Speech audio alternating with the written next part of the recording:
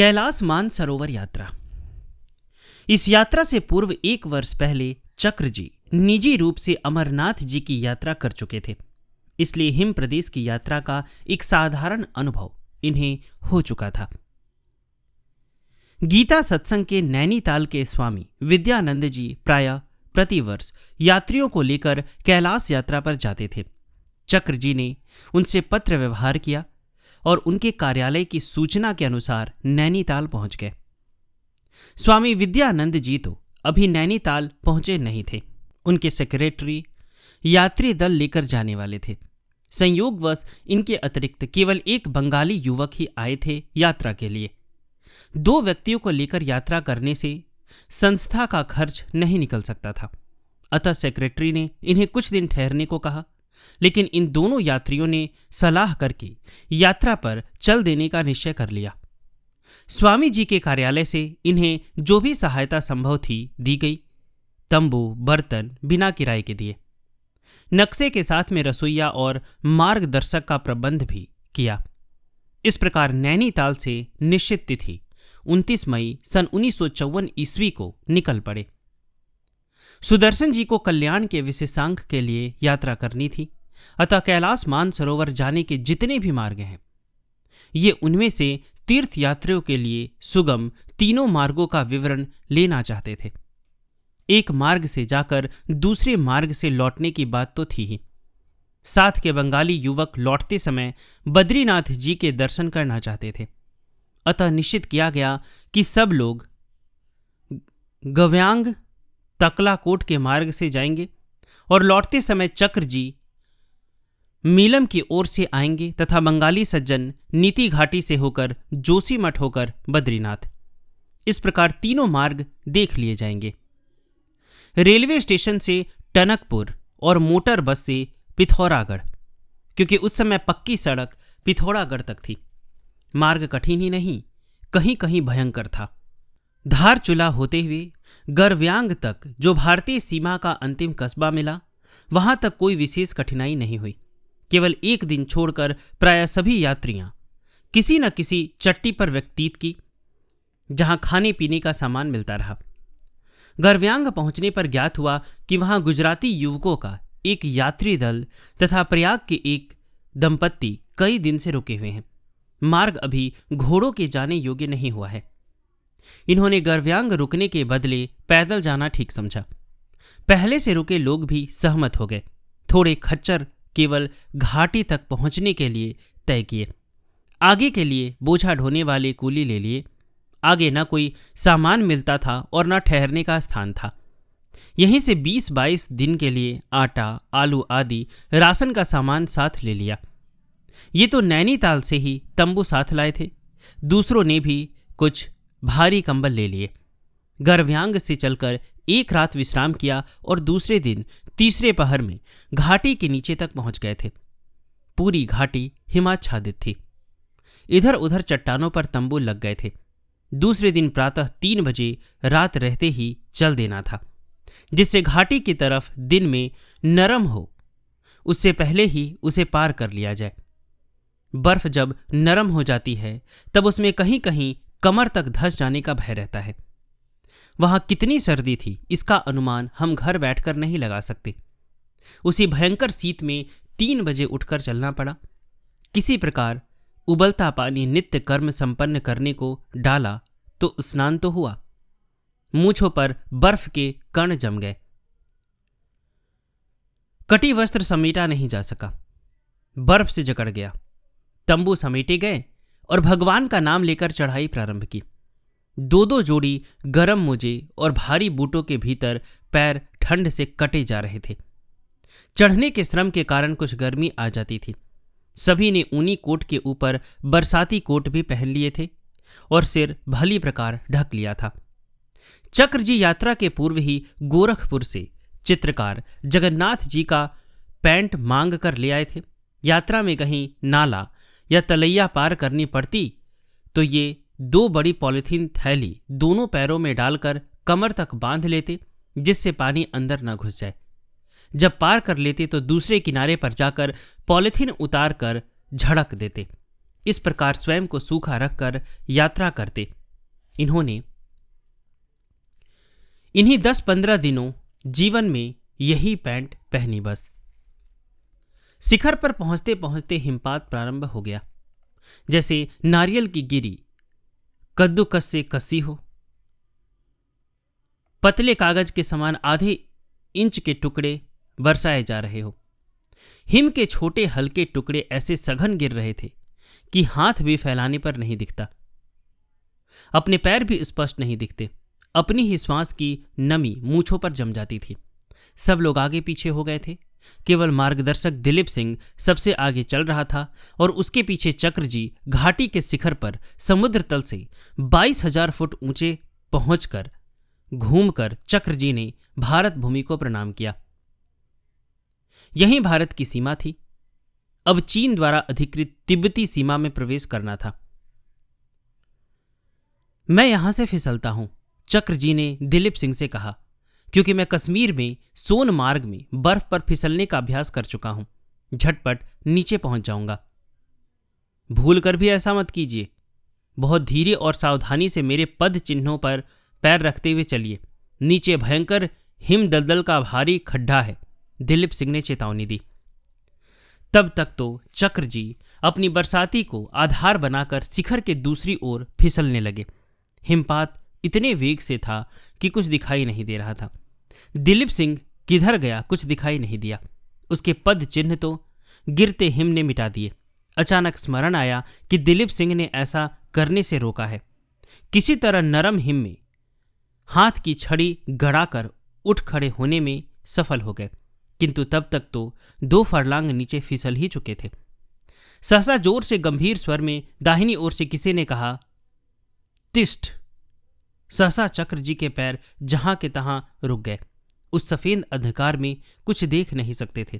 केवल इतना लगा कि दाहिनी ओर कोई छाया लगभग 10 हाथ दूर आकर खड़ी हो गई है। अकल्पनीय ऊंची छाया।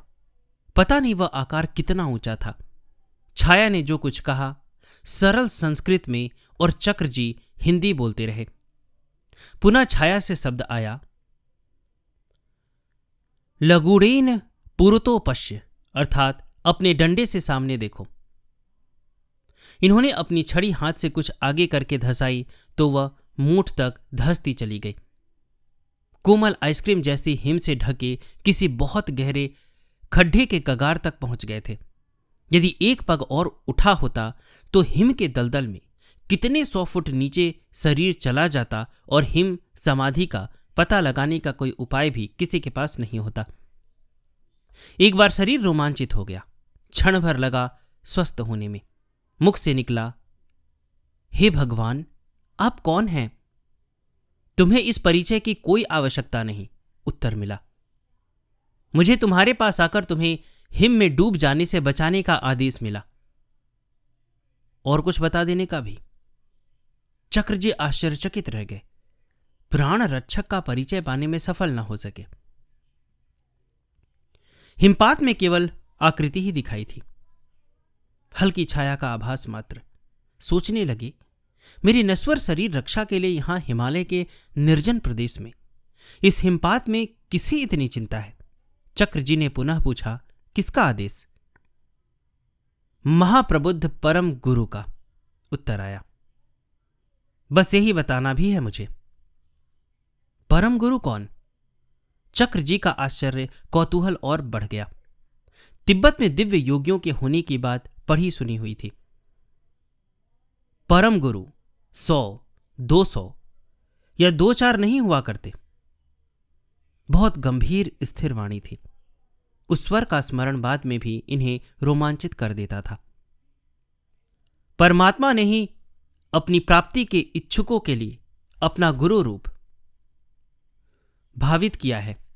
उसी गुरु तत्व को हम बुद्ध, अरहत कहते हैं।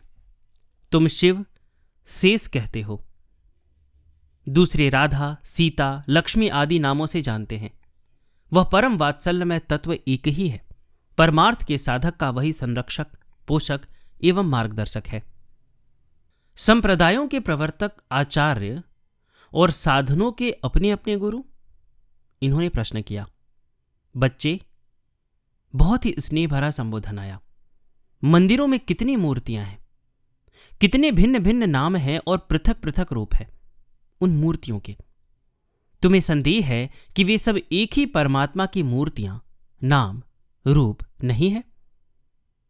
वे है तो एक ही परमात्मा की मूर्तियां। चक्र जी ने स्वीकार किया। साधक के सन्मुख जो गुरु है वह तो मूर्ति है। उसमें जो ज्ञान, स्नेह, संरक्षण तथा प्रकाश है वह परम गुरु का है। गुरु के रूप में साधक परम गुरु की अर्चा सेवा करता है। उस नित्य चिन्मय गुरु तत्व के ये पीठ है, इनमें उसी की अभिव्यक्ति है। गुरु मरता नहीं और वह मनुष्य या व्यक्ति नहीं होता। भगवान, दो क्षण चुप रहकर सुदर्शन जी बोले। इन्हें रोक दिया गया। छाया ने कहा, बस तुम यहां से बाईं ओर मुड़ो और सीधे जाओ। जहां पर्वत आगे झुकने से बिना हिम के शिला मिलेगी, उस पर खड़े रहकर अपने साथियों की प्रतीक्षा करो। इतना कहकर छाया अदृश्य हो गई। लगा जो आए थे चले गए। पुकारने पर उत्तर नहीं मिला। अब चक्र जी को छड़ी से टटोलते हुए आगे एक फरलांग के लगभग जाने पर वैसी शिला मिल गई। उस पर खड़े हुए ही थे कि हिमपात बंद हो गया। धूप निकल आई और साथ ही ऊपर से उतरते सामने दिखे। मार्गदर्शक दिलीप सिंह चौंक गया जब इन्होंने बताया कि वे किधर भटक गए थे। उसे उतरते समय आभास हुआ था कि ये उसके पीछे नहीं आ रहे थे, तो वह रुका, कुछ ऊपर की ओर लौटा भी। वह वहीं चक्र जी की खोज करना चाह रहा था, किंतु इनके बंगाली साथी के आग्रह के कारण उन्हें लेकर उसे आना पड़ा। आपके लिए मुझे चिंता हो रही थी, दिलीप सिंह कह रहा था। भगवान ने बचा लिया, नहीं तो आप दलदल वाले खड्डे के मुख पर ही जा पहुंचे थे। बचाया तो भगवान ने ही था, किंतु जिनको उस कन्हाई ने अपने परम गुरु रूप से प्रेरणा देकर भेजा था, वे कौन थे यह जानने की लालसा तो पूरी नहीं हो पाई। मानसरोवर पहुंचकर तंबू लगाए गए। एक छोटे तंबू में चक्र जी और वे बंगाली सज्जन सोते थे, क्योंकि उनके पास तंबू नहीं था। दूसरे तंबू में मार्गदर्शक दिलीप सिंह और रसोइया सोते थे। आयु में छोटे होने के कारण सहयात्री बंगाली सज्जन चक्र जी को दादा कहने लगे थे। रात को देर तक बंगाली सज्जन तंबू के बाहर ही रहे। चक्र जी ने 2 बार पुकार कर उनसे अंदर आने को कहा, किंतु अब तीसरी बार पुकारने पर भी तंबू में नहीं आए, तो वे सो गए। प्रातः उठते ही बड़े उल्लास भरे स्वर में बंगाली सज्जन ने चक्र जी के पैर छूते हुए कहा, दादा, दादा, मेरा मनोरथ सफल हो गया। क्या हुआ, कैसा मनोरथ? इन्होंने पूछा। उन बंगाली सज्जन ने जो कुछ कहा वह श्री चक्र जी के ही शब्दों में। घर पर उनको कभी कोई महात्मा मिले होंगे। संत ने कहा, यदि तुम मानसरोवर की यात्रा करो और वहां सूर्यास्त से सूर्योदय पर्यंत खुले आकाश के नीचे व्रत करके रहो, तो रात्रि में तुम्हें उमा महेश्वर के दर्शन होंगे। पहले दिन उन्होंने दोनों समय भोजन नहीं किया। पूछने पर कोई ठीक कारण न बताकर कह दिया कि इच्छा नहीं है। मानसरोवर के किनारे दिन भर घूमते रहे थे। मुझे दर्शन हो गए, उन्होंने बताया और आगे कहा, उमा महेश्वर ने संकेत से मुझे तंबू के भीतर बुलाया और आप करवट से सो रहे थे। वहीं आपके पृष्ठ भाग का सहारा लेकर दोनों विराज गए थे। मैंने 2-3 बार आपको जगाने का प्रयास किया, किंतु मां ने रोक दिया यह कहकर कि बच्चा सो रहा है, जगा मत। स्पष्ट कर दूं कि मैंने कुछ देखा नहीं या अनुमान नहीं किया था। मैं उसकी ही बात कह रहा हूं। उन्होंने सच ही कहा होगा, ऐसा विश्वास है। तुमको कुछ वरदान मिला? मैंने पूछा। उन सज्जन ने एक हस्तलिखित कागज निकाला। उसमें केवल बहुत से नामों की सूची थी। उन्होंने बताया, यह मेरे पूर्वजों की नामावली है जो मैं पूछताछ कर बना सका। मैंने प्रभु से वरदान मांगा, इन लोगों को नरक से निकाल दे। प्रभु ने संकेत से ही सूची पढ़ने को कहा। मैं एक एक नाम पढ़ता जाता था और वे हाथ से निकालने का हल्का संकेत करते जाते थे। हाय रे भाग्य, मेरे मुख से निकल पड़ा। कल्प वृक्ष के नीचे पहुंचकर भी तुम कंगाल ही रहे। आप यदि नींद में ना होते तो क्या मांगते? उन्होंने पूछा। मैं क्यों मांगता? मैंने कहा, मुझे तो मांगना था, वह तो नींद में होने पर भी मिल गया। क्या मिला था आपको? बहुत जोर से चौंक पड़े थे वे। जगत जननी ने बच्चा कहा था ना मुझे? मैंने पूछा। हां, कहा तो था। मैंने 2-3 बार जगाने का प्रयत्न किया और प्रत्येक बार मां ने मना कर दिया। प्रत्येक बार बच्चा कहा। पिछली बार तो उनके स्वर में रोष भरी झिड़की थी। उस बार पीठ पर हाथ भी फेरा था आपके। जगाने पर भी मैं और क्या मांगने वाला था? मुझे कहना यह था कि अपने श्रीमुख से एक बार पुत्र कहकर संबोधन करो। प्रभु, यदि मांगने को कहते तो? उन्होंने बात बिना समझे पूछा, क्या मांगते आप? तुम जानते हो कि पुत्र को अपने माता पिता से लड़ने झगड़ने का भी अधिकार है और मेरा स्वभाव झगड़ा मोल लेने वाला है। आप प्रभु से झगड़ा करते? वे आश्चर्य से देखते रह गए। मैं कहता, आप पिता हैं, बच्चे पर प्रसन्न हैं तो जो प्रसन्नता हो दे दे, किंतु मैं भिखारी हूं। ऐसा आप क्यों समझते हैं? माता पिता का जो कुछ है वह पुत्र का स्वत्व है, उसके बाहर कुछ बचता है क्या? उन सज्जन को बड़ा पश्चाताप हुआ अपने पर। वे अपने लिए और सूची में लिखे नामों के लिए मोक्ष भी मांग सकते थे, किंतु अभिष्ट का, कामना का पात्र होता ही बहुत छोटा है। उसे लेकर जाने वाले के हाथ उतना ही तो आएगा जितना बड़ा उसका पात्र है। शंकर परम कल्याण प्रदाता प्रभु है। अनंग मोचन होकर वस्तुतः जीव को बंधनग्रस्त किया है कामनाओं ने, उसके छोटे बड़े अभिष्टों ने। इस कामना का समूह का ध्वस्त होना और काम नाश होता है तब जब कामारी को अपने चिंतन का विषय बनाया जाता है। आप मेरे साथ शिव स्मरण करें। अभिष्ट पूर्ति चाहिए तो और कामनाओं से मुक्त होकर करणीय तो सदा शिव की स्मृति है। महादेव शिव शंकर शंभो उमाकांत हर त्रिपुरारे, मृत्युंजय वृषभ ध्वज शूलीन उमाकांत हर त्रिपुरारे। हर शिव शंकर गौरी सम वंदे गंगाधर मिशम, रुद्र पशुपति मीशानम कलये काशी पूरी नाथम।